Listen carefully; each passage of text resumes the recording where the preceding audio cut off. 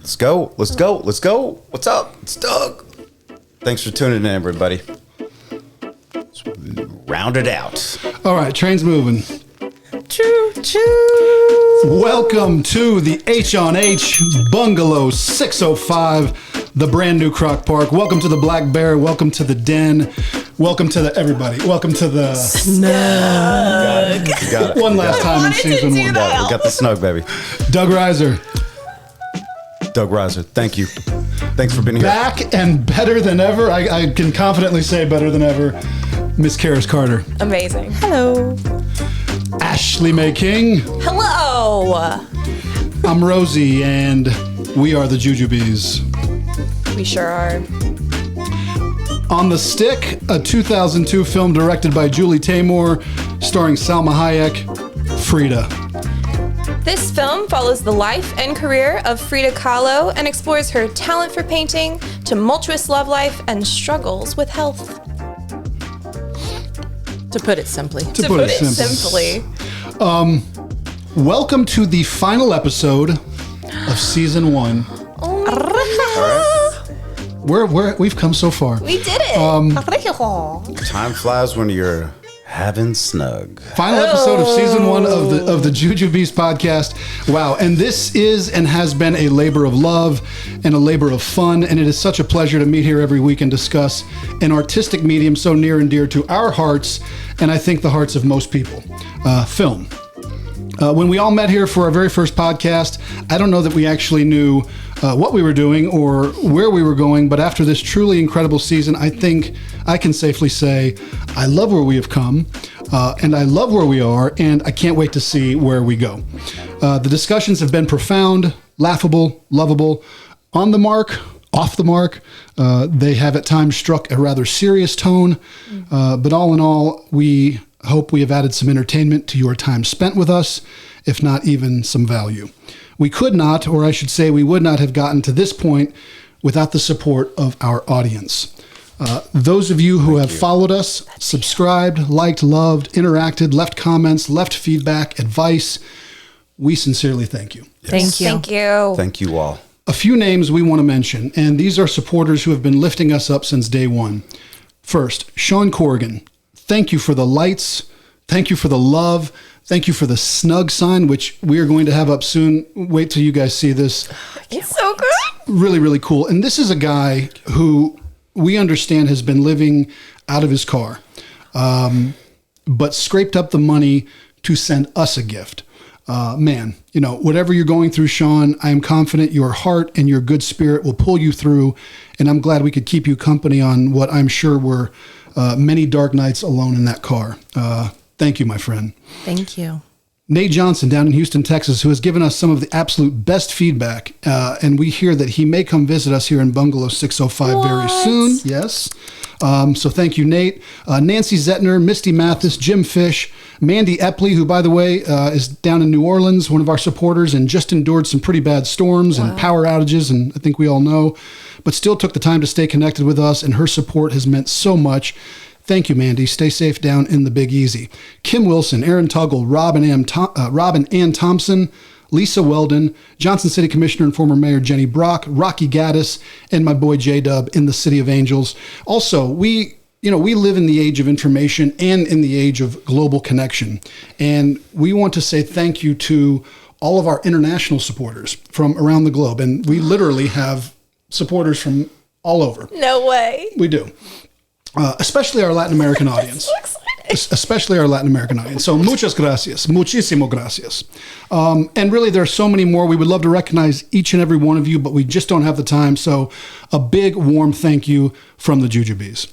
Thank you. Thank you. Oh my goodness. Thank you, guys. Let's go. Quick shout out to our guests from season one: Bella Bella, London Fish, Melanie Heaton, Casey Williams, and Grace Hartman. Bravo, y'all. Thank you. Thank you. Thank you. We are looking forward to many exciting things and some surprises in season two, so stay tuned and stay connected.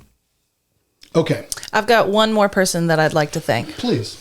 Derek Wallace, if you are listening out there, thank you so much. If it weren't for your enthusiasm of film, I would have never been in the place I am today in order to be able to do these podcasts. So I am here because of you. Thank Amen. you. Wonderful, amen. That's awesome. And the last time we had Karis here was when we did Almost Famous. It's been a minute. We missed you. And it's 4 really episodes I think I missed. it's been, Yeah. And this is to wrap up season 1 with the 4 originals means a lot to me. I know it means a lot to you guys because we appreciate so much our fill-ins. I mean, they do a great job, but there's just, there's nothing quite like the Fab Four here. So I'm glad we're all back for this season finale. Okay, Frida, what a film. And let me say the current day and age is much more forgiving to those of us humans who might be thought of as different. Setting yourself apart is somewhat the norm now and increasingly accepted in society, but that wasn't always the case. And certainly not in the days of Frida Kahlo. Certainly not for a woman. She had the bravery to be who she was, which was one of the most unique and provocative and unapologetic artists of her time and of any time. A woman who had sexual preferences that today are still considered taboo, let alone 1930s Mexico. A woman who endured many hardships, many heartbreaks, but forged ahead to leave a legacy of art and poetry that will live on forever. A figure so revered in the Latin and Mexican community, in the Latin and Mexican community and the art world at large. What a courageous woman. And I think Salma Hayek, of Mexican descent like Kahlo, captured her essence quite well in this film. And the Academy thought so too. She was nominated for Best Actress for her performance in Frida. By the way, at the time of this recording, mid-September, we are smack dab in the middle of Mexican Independence Day, their liberation from Spain. So, Viva Mexico. Yeah. Viva Viva Mexico. Mexico. Mexico. Okay, let's get our discussion started. Yep. Ashley May King, what'd you like, what'd you love, what not so much? Frida. Oh my goodness. Well, to start, I really love Frida Kahlo, already. She was a woman who transposed her very real pain and trauma into her art. I've had the immense privilege of seeing some of her works on display, and the detail and the stories that are worked into every brushstroke and everything. It's amazing. You could look at the same painting year after year and find something new. I adored her. So I was very excited to watch this film. And I really enjoyed it. I feel like, God, what a cast. Salma Hayek is amazing. And I don't think I've seen enough of her dramatic work because this is the first time I've really seen her give what felt like a very vulnerable, very engaging performance. I loved her Frida bold to the bone. It just absolutely, I loved her so much. And I loved Salma in this role. Alfred Molina, he was so amazing too. He has this gravity to him, this charisma that just draws you in, and that worked so well in his role as Diego Rivera. Oh, by the way, my favorite line from which was Alfred Molina's Diego Rivera. I was painting murals and womanizing in peace when you came along. Right. Yep. Well, yep.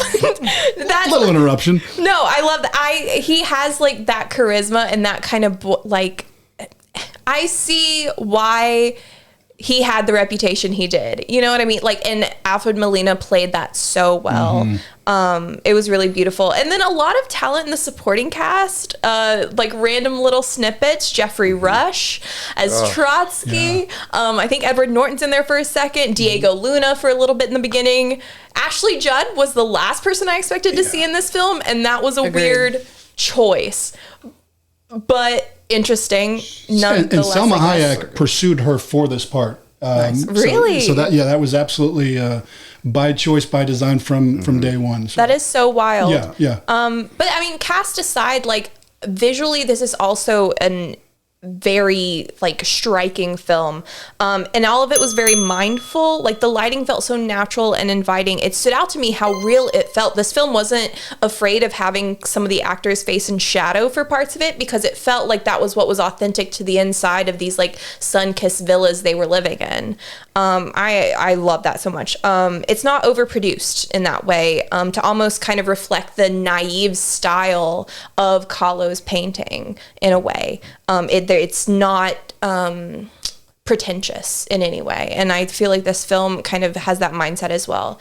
There are a few weird cinematic choices where there's like an act shift or like a change in location where the film makes some artistic choices, like collage kind of style video interludes, which I think is interesting. I don't think they're as seamless as I would have wanted them to be to like really tie into what's going on in the story, but I think it's an interesting kind of thing.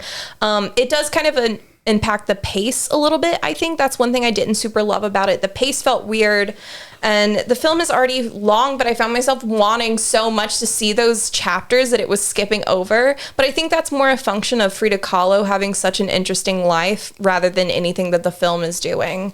Another thing that I didn't like that I do think stands to be said, I think it's a female director, but I think that some of the camera work is done through a very male gaze. Like, it felt not true to the content that was happening.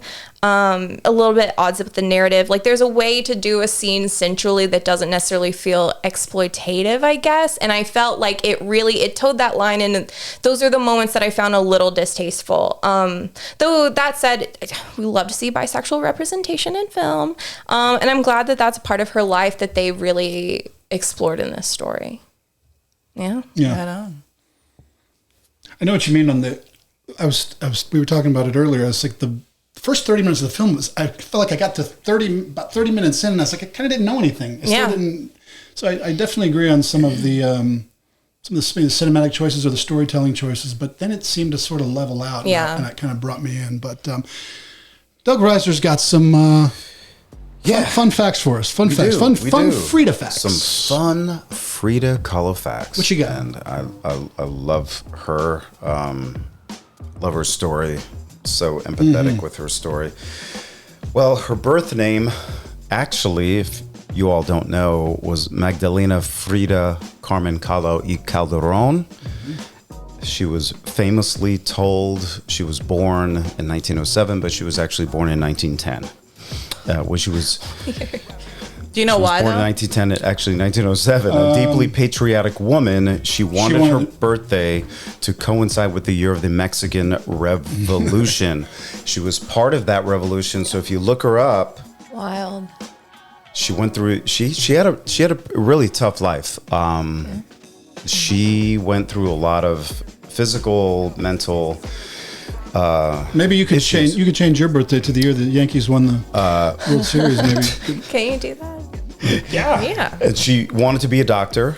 Her father, being a photographer, helped her pique her interest in arts and her first love to practice medicine. Right on. And that's who she was. She was a quite enigmatic, wonderful, strong woman. Who was always getting the crap knocked out of her, all the actions. She had polio. Limped her whole life. She was in a bus accident where it messed her 3 vertebrae up, where she couldn't have babies. She had, I think, quite a few. She had 2 miscarriages, at least that we know of. But at any rate, you see a lot of her artwork is a lot of self-portrait stuff, and I think a lot of that had to do with just laying in bed, not being able to get up and walk around. Thank you, Doug. I appreciate it. Karis, who is looking a little, not a little, a lot of Frida, and we yes, we you love are. Her. Look at you. We got you in the house. Somebody get her a lighter. They say that the one of the greatest compliments is to take after someone and then to imitate someone. Yeah. So I thought that it was very appropriate to do that today. So for those of you in our listening audience that do not see me, I'm in full Frida getup. Her traditional Mexican skirts with her style was so interesting because she had all these physical issues. She wanted to draw the eyes up to her head. Up to her face and away from her legs. And so all of her styles, you see it in the film as it kind of grows and becomes more poignant. And it was also a testament to her affection for her husband, Diego. So anyway, What'd you like, what'd you love, what not so much? What I like, what I love, what not so much. So, not so much. Let's start there. I did not like that this film was not spoken in Spanish. I think that was a really bad call. And I think that you know, if it was made today, maybe it would be different. Yeah. But you know, early 2000s. So that was problematic for me. I also did not think that some of the accents from these American English actors were quite on point, authentic, and it pulled me out of the story a little bit, and was a little upsetting. And you know, as far as you talked about the authenticity of the story and the movie and how well Selma pulled off Frida, but I didn't quite feel her pain at the beginning of the film, and I didn't quite see much of a limp and many issues. I mean, even the dance that she had with Ashley Judd I didn't see any issues going on in that dance. No. I thought, man, you're dancing that perfectly. Now she did, you know, just chug a half a bottle of whiskey, but cool scene, by the way, and very cool scene. And I love Antonio Banderas. Oh yeah. yes. I was so happy to see him in this film. But yeah, the actors were amazing. It was awesome. I just would have preferred it to be more authentic, you know, to the culture, and have more Mexicans in the film. That would have been nice for me. And I chose to do a lot of research about Frida Kahlo before watching this film, and I think that is what anyone should do. That would be my personal recommendation, is that if you're going to watch this film, research this woman first, in order to fully appreciate some of the choices they made in this film. So that's a good point. Because I did in reverse order. I knew some about Frida, but the film sort of prompted me to do more research, and I thought, man, I wish I'd kind of knew a little more going in. Good point. Yeah. So, you know, you said the storyline in the beginning, you know, kind of, it was hard. It didn't quite grab you as much as you would have liked it to. But for me, having all of this previous knowledge of her and her life, Diego appears. You know, you've got her family introduced, her appreciation of art and culture, and then the accident. And I just thought that built the film really, really well. The way that they introduced all of these aspects of her life into the film, I thought was great. You know, the opening scene is Casa Azul with all of her animals and ceramics and the garden and her in her bed. I mean, that really sets the tone for who she was and how she lived her life. And I love that the film incorporated this blunt and dark, raw, first person perspective in the way that it was filmed, and in the way that they would utilize the artistry to tell the story. It wasn't just actors acting and telling the story the whole time. There were these moments of caricature art used to tell the story, and I thought that was a really wonderful and beautiful way to honor her spirit and what she did with her life. It was awesome. It was like, if you're familiar with her work, there are like little Easter eggs all over. Be like, that's the dress from the, you know, and I loved that. Yes, it was trickled all over, you know. And fun fact, all of her, when Frida passed away, Diego asked them to completely lock down her house with all of her belongings and leave everything exactly where it was. For 50 years, it stayed locked up. Wow. And they've recently opened, well, I say recently, but in the last couple of decades, opened it up. Now it's a museum, her home, and they have all of her things displayed. And so that's fascinating. You can see all of that in this film, and I just ate it up. I ate it up like a ripe avocado. So juicy and so delicious. And then to just shout out to some of her paintings that were used in the film. For example, the director would be in the middle of a scene, and you didn't even realize it was happening. And then all of a sudden the scene pauses for a moment, and it kind of melds into her painting that is the scene, and then melds back in to real life. It was really cool. This is filmmaking. And so the two Fridas, Frida and Diego Rivera, self-portrait with her cropped hair. It's my favorite. Gray Water, What Gray Water Gave Me. That was a really cool one. Small snippets. Or a few small nips the painting that she did, she reveals it in the movie. She read about this murder in the newspaper, and I just love that they touched on these kind of little, maybe more obscure paintings in the film. Yeah, overall, loved it. Thought it was great. It's one of those projects that I think we could do 2 episodes on. There's just so much, Oh my gosh, there's so we can much. only hit so much. Let's take a score. All right, let's do it. Doug Reiser, 10. Oh wow. Karis, I'm gonna go with an 8. Ashley Mae King, I'm feeling an 8. I'm feeling an 8. it's a 10 for me. You guys give your 10 it's a so 10, easy. man. I know. No, Give but your 10 come so on. easy. I'm like Look at the artist. Look at the life that she lived. I mean, they Frida glamorize it a Kahlo lot. gets a 10 IRL. So Frida Kahlo gets a 10 our for cumulative score for the film We're not is giving it 10 for Salma Hayek. is a 36. Well, maybe. Based on our cumulative score of 36, the JuJuBeez recommendation for the film Frida is we aren't saying see it tonight, but see it very, very soon. Better see it soon. That was pretty good. That was Gotta do it, Episode 10, man. 1, Come on, finally man. we got it. Come on. Ashley, All right, this film has a runtime of 2 hours, 3 minutes. It is rated R for nudity, mild violence, and some sexual themes. It is currently streaming on Hulu, HBO Max, Amazon Prime Video, YouTube, Google Play, Vudu, and Apple TV. final thoughts. Yes. We said this about a few of our recent films like Basquiat and some others. This film should lead you into learning more about this this Mexican Latin artist. Absolutely. That's what it should do. That's the importance of film. That's the power of film. This is the end of our season 1. Season 2 teaser. Here's what you can expect coming up. We're gonna do some sports films. It's sports time. We got football starting, baseball playoffs, NBA. So we're gonna do some sports films. We're gonna have some special guests. We've got a huge rockumentary that we're gonna drop on Thanksgiving. So get ready for that. No spoilers. And then of course we're gonna have holiday movies in season 2. So stay tuned, stay connected, stay with us. Hey guys, that's a wrap on season 1. Oh my Home Alone? goodness, Is I that can't Home believe it. Really? I cannot believe This we is did it, it? you guys. This is it. Buenas noches. Oh my gosh. Wow. Doug Reiser, Yes. Karis, Frida, Carter, Buenas noches. Ashley Mae King. Always. Yes. Oh my goodness. We did it, you Buena guys. Mexicano. Did it. As always, Mexicano. JuJuBeez. Love you. Te amo. Love everybody. Excellent one. Excellent Yeah. one. How fun.